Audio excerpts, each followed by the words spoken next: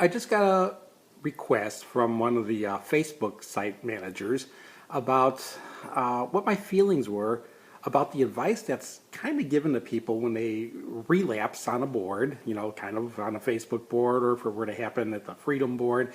And advice that people come in with is, oh, it's time to jump right back in the saddle and just quit again. So I'm going to make a video about that. This one's a little bit different because I haven't had time to think about the concept at all. Most of the times it's stuff that I've talked about before, or that I think about for a few minutes. Usually the way I do a video is I think of a title, and then I think my way through the concept, and then I try to get it down on video. This one I'm just jumping right in without really having any forethought on the matter. The first thing that comes to my mind is the video, if you go back and watch, The Lucky Ones Get Hooked. There's a disadvantage in a way of people just working with this concept that, oh man, if you relapse, just quit again. Because let's say the person does follow the advice and just quits again. Always in the back of their mind, they've got this experience now of how they, in a way, got away with it. It sets them up. It sets them up with this belief, like, again, if things get really good or if things get really bad, they could just, relapse. They could even use the word, they may use slip or something, but they could just relapse and just get back in the saddle, just quit again. That may cost them down the road quite a bit. Where if a person, blows it and then realizes what really happens. And again, I think the way people realize it is they think they're going to get right back in the saddle. They think they're just going to quit again, and that's going to be it. And then in a matter of days, they realize, oh my God, they've lost all control. Or again, for some people, it's a matter of weeks, but they lose all control. They have that lesson for the rest of their life, reminding them that, what the cost was the last time. So is that saying that I'm suggesting that if people smoke, they should just go right back? It isn't. I really do hope that they would get off again.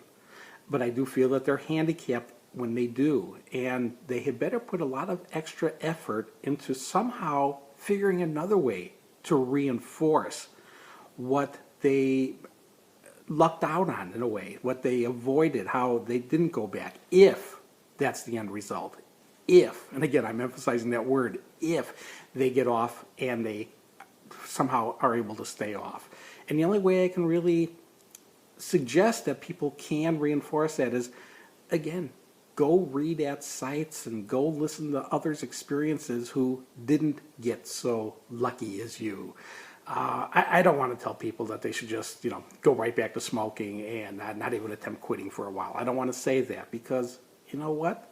If you really listen to the stuff that we say, every cigarette is making a difference, and I believe that. If you have a cardiac issue, if there's something going on that, being a smoker today, might cause a heart attack today, and if you'd quit yesterday wouldn't have occurred, well, I want that quit to have happened yesterday. Or again, if tomorrow was going to be the incident, the cigarette that was going to do the process. I don't want a person smoking. I don't want them smoking any longer than they should be. Important message here is, again, if you're off smoking, don't go back. Don't take a puff. Don't play this game. That very well can cost you your life. If you do take that puff, you've got to recognize what you put on the line. You put your quit on that line. And again, you lost that quit. You did. Can you get another quit going? Maybe. But again, that's not a yes. It's not a no. It's a maybe. Maybe is not a very powerful word when it comes to a life-saving effort. You don't want to go with maybe. You want to go with a guarantee of success. There's only one way to guarantee success. Whether this is your first day stopping now after a relapse. A relapse, maybe you were off for 10 years and you relapsed yesterday and this is your first day. Or whether this is your first day after having not quit for, decades. This is your first day. If you want this quit to be the one that's going to be the one that lasts forever, it's a matter of right now making and sticking to a personal commitment to never take another puff.